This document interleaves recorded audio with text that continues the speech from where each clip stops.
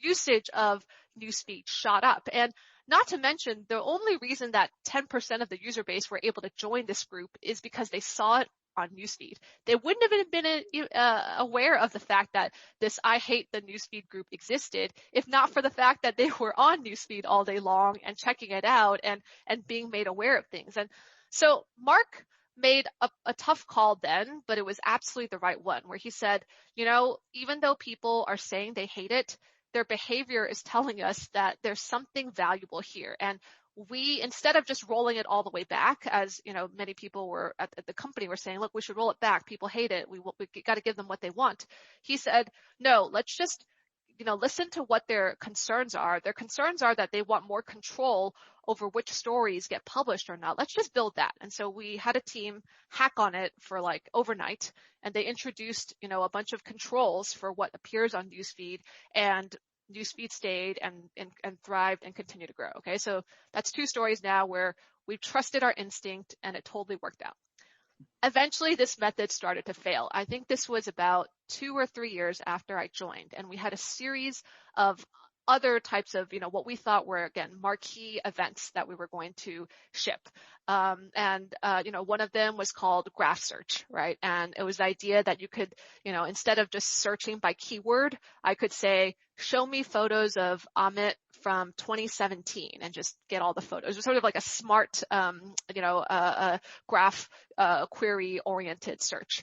And we thought it was this huge thing, totally failed. Like nobody used it.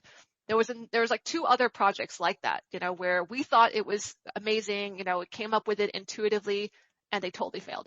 And that was when we realized the lesson that we had at that point grown our user base so that it was no longer mostly college and high school students, and our sense of what the user base wanted started to become, less and less good at predicting what they actually wanted, because at that point we had added lots of people throughout the United States. We had started to expand internationally.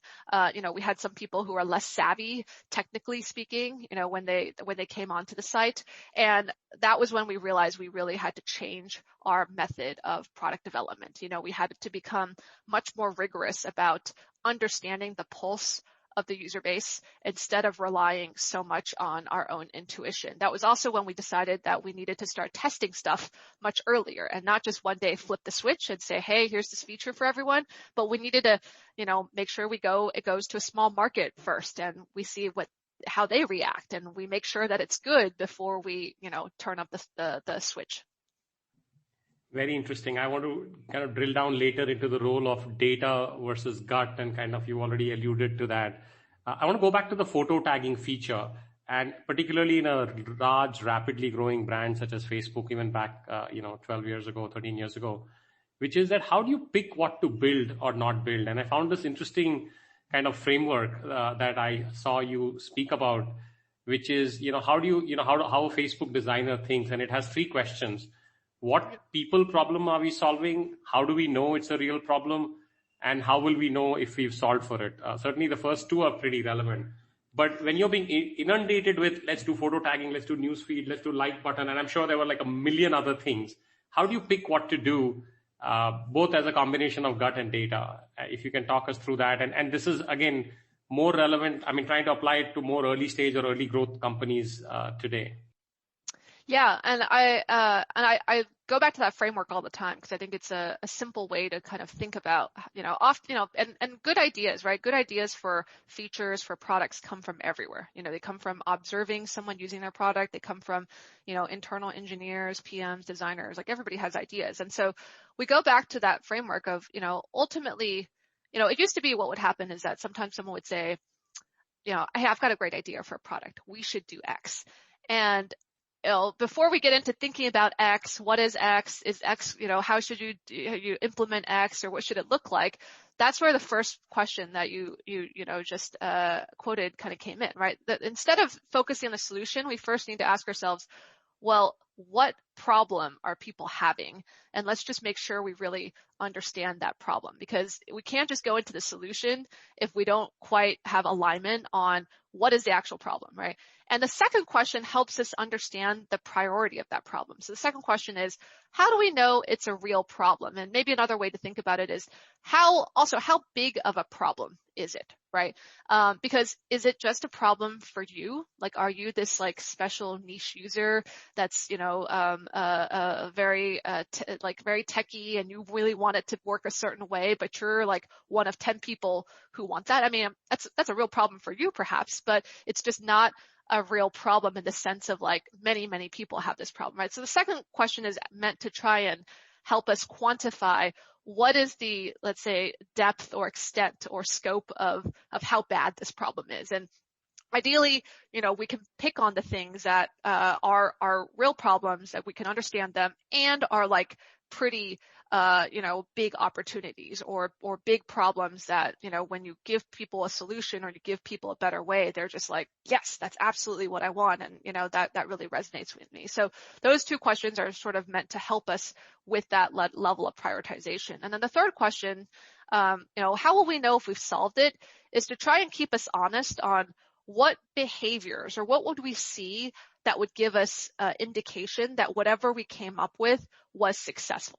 And it sometimes fights against this bias that we all naturally have. Sometimes we think we understand the problem. Great. We think it's a big problem. We build something and we're looking, we're biased. So we're always looking for like reasons to believe that we did well, right? We're looking for any positive sign of like, oh yes, like this person said something good. And we tend to latch on to the positive feedback much more so than we might be willing to look at or admit the negative feedback or the graph that isn't growing or whatever it is. And so by trying to define the criteria of what success looks like, what would we have seen in the behavior? What would people have told us? What would have changed about, their habits or whatnot? Like by trying to ask that question way up front, we try and, make it so that we have a more objective criteria set up at the beginning. So we're not like, looking at a bunch of metrics after the fact and then trying to, piece it together and into the best possible interpretation.